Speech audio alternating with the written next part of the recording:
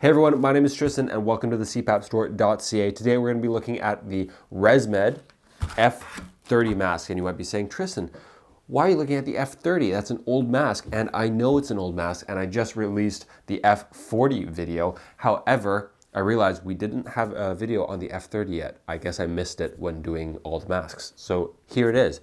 Top part here has an adjustment strap, which I do actually quite like. I think it's quite nice. They removed it from the F40 because they said that too many people were misaligning it or not doing it properly. I can kind of see that because even when I'm doing it, I'm not entirely sure what fits best. So I just kind of try my best. And every time you wash it, I guess you kind of move it a bit. So that can kind of get finicky. If you do have this mask, I would put a little like Sharpie where you like to have the mask overlap here, just so you remember. Now on the back of the mask, you can see the headgear goes around the crown of the head. This guy goes fairly low down, probably as low as the Evora. I always thought the Evora had just too much stuff back there and I didn't like the feeling of it.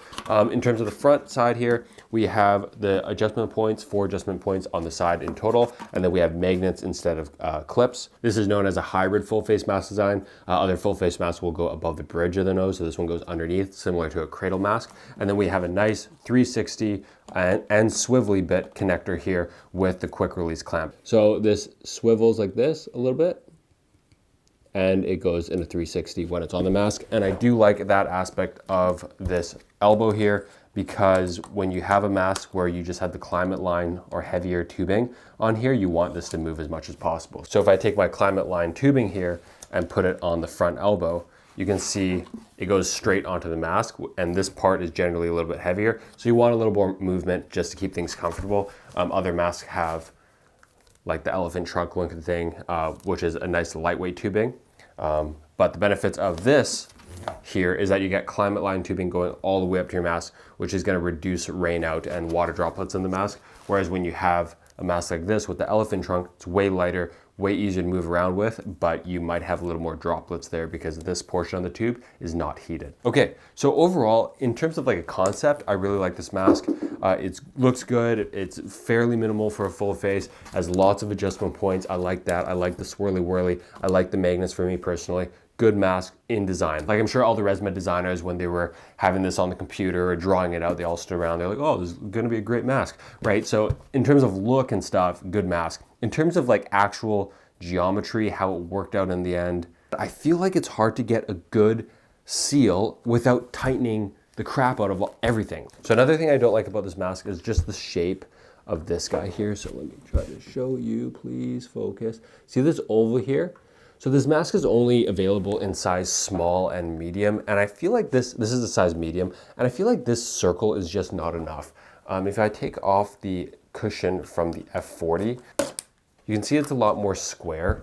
See how the F40 is like more squarish and this guy's more ovally? Like in terms of width and everything is very similar, but because this has a more of a square, there's more of an oval, I feel like there's a little more flexibility. With the F30, I feel like it's an oval right around the perimeter of my lip, and it just doesn't feel great all the time. Whereas this has a little more leeway, kind of goes around, and my lips can kind of move and breathe and open and close as I breathe. Whereas this guy just feels a little constricted. Also with this mask, you can see that we have quite a hard plastic shell, right? Where the cushion goes. Here's the cushion, hard plastic shell, whereas the F40 obviously this was released like yesterday. So I mean, of course they've had 4 years of R&D for this thing. So I feel like I'm, pooing on this mask when it's a little bit harsh considering that it's quite a lot older mask. But if you are looking into buying this in 2024, I would definitely go with the F40 because it's hard and because this guy's soft. This guy's just more comfortable and moves a lot more with the mouth, whereas this doesn't move as much. And I will show you when I plug it in.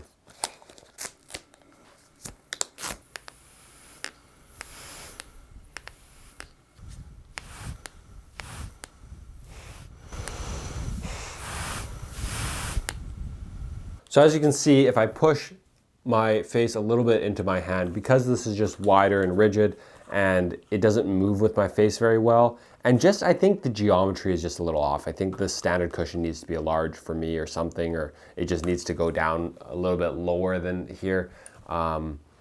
Whatever it is, I just feel like there's something that doesn't work well with this mask and my face. Now I'm gonna show you the F40 and see what that looks like. So I'm gonna push that as well, and we're gonna see if there's less leak.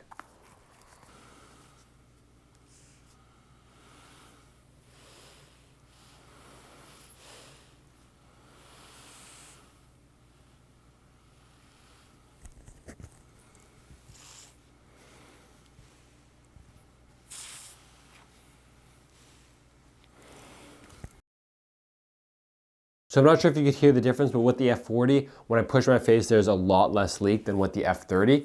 And so I'm gonna give the F40 the winner. Now overall, what do I think of this mask? I think I made it myself pretty clear. I think the overall ergonomics, kind of outside of the bedroom type of thing, putting it on, putting it off, is pretty reasonable. All the adjustment points is nice to have, quick release and stuff like that. Just overall ergonomics seems like a pretty good mask.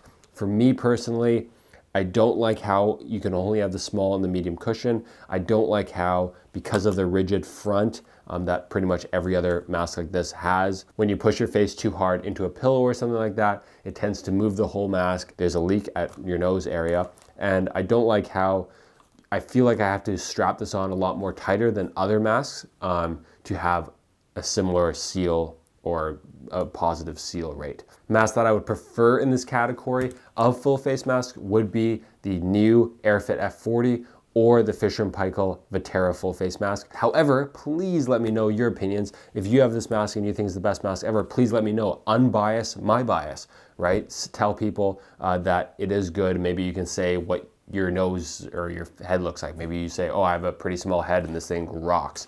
Or I have a very pointy nose and this thing rocks, or whatever it is, because I want to figure out what the reason is why some people love this mask and why some people don't like this mask. So leave in the comments if you do like this mask. I'd love to read some of those comments. All right, see you guys later. Take care.